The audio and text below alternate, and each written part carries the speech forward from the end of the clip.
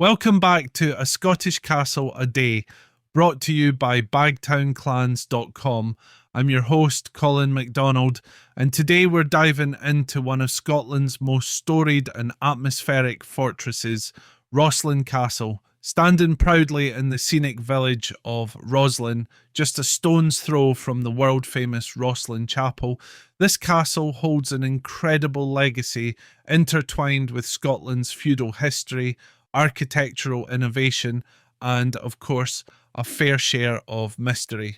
Rosslyn Castle has three great attractions: its wonderful chapel, the ancient castle itself, and its breathtaking valley. After visiting the intricate and world-renowned Rosslyn Chapel, we now turn our attention to the castle, a site of rich history and once one of the most important strongholds in Scotland.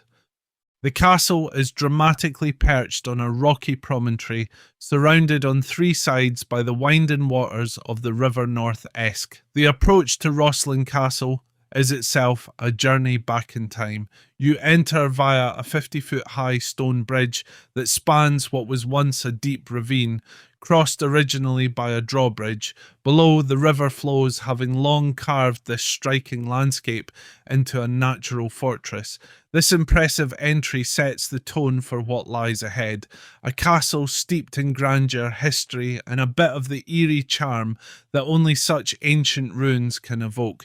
The first records of a fortified structure on this site date back to the early 14th century, when the powerful Sinclair family, Earls of Caithness and Barons of Roslin, claimed the land. The Sinclairs, a family of Norman origin, have held Roslin since 1280, and their deep connections to Scottish history make the castle's story all the richer. The castle's present ruins, however, date primarily from later centuries, as Roslin was repeatedly destroyed and rebuilt. Its strategic position near the site of the Battle of Roslin, where in 1303 the Scots triumphed over the English, ensured the castle would always be a point of both defence and contention. As you pass through the ruined gatehouse and cross the narrow bridge, you are greeted by the remnants of the lantern or lamp tower at the northeast corner, built around 1304, shortly after that decisive battle. Some historians suggest there may have been an even earlier structure here, but it is clear that by the 14th century, Roslin was taking its present shape. What remains of this early construction still speaks to the castle's role as a military stronghold.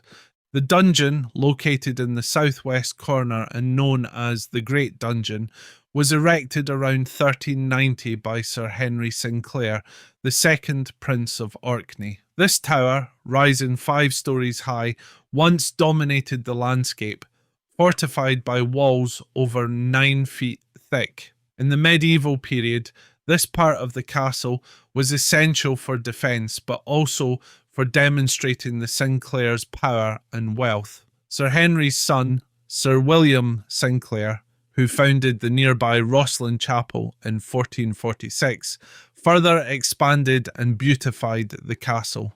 The Roslin of Sir William's time was a place of both luxury and fortification. According to Father Hay, the 17th century Sinclair historian, Sir William lived in regal magnificence, served on gold and silver, surrounded by nobles like Lord Dirltone, who acted as master of the household, and Lord Borthwick as his cupbearer. The castle would have been filled with the bustle of attendants, soldiers, and skilled craftsmen, with its grand halls hung with richly embroidered tapestries, and its grounds hosting a veritable army of courtiers.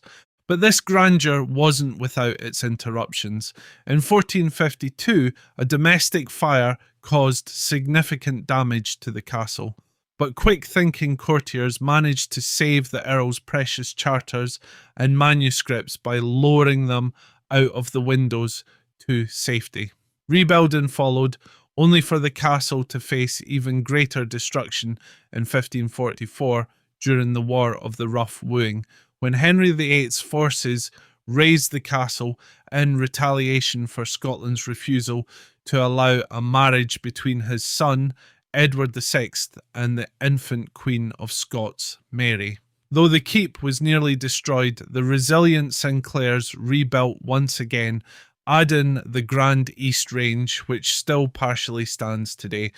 Perhaps most striking is the 5-storey east range of the castle, cut directly into the rock face. Built during the late 16th century, its grandeur is matched by its functionality, with lower floors serving as kitchens and service rooms, while the upper floors were home to the lavishly appointed principal chambers. The Grand Hall of Rosslyn Castle, once filled with the sound of banquets, music and laughter, has since been divided, though the main fireplace, carved with the initials of William Sinclair and his wife Jean Edmonstone, still stands as a testament to their legacy.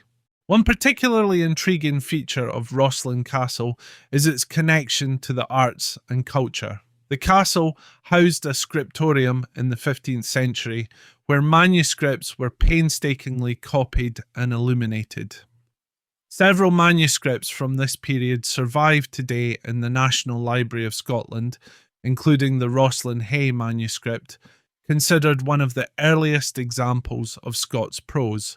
Though Rosslyn Castle was repeatedly damaged and rebuilt, it remained a Sinclair stronghold well into the 17th century. Even the artillery of Oliver Cromwell's forces during the siege of 1650, which battered much of the castle, couldn't break the family's ties to the land. The Sinclairs continued to rebuild and occupy parts of the castle, and in more recent times the castle's east range has been restored as holiday accommodation, offering a unique way to experience the history and splendour of Roslin firsthand. Whether you visit Roslin for its stunning scenery, to explore the ruins, or to steep yourself in the history that permeates every stone, the castle offers a window into the fascinating legacy of one of Scotland's most prominent noble families. From the ravages of fire and war to the refinement of its halls and towers, Rosslyn Castle is a symbol of resilience and nobility in the heart of the Scottish lowlands. Thank you for joining us on this episode of A Scottish Castle a Day. Be sure to tune in tomorrow as we uncover more of the stories behind Scotland's most iconic castles. I'm Colin MacDonald, and as always, Slan Go Foil.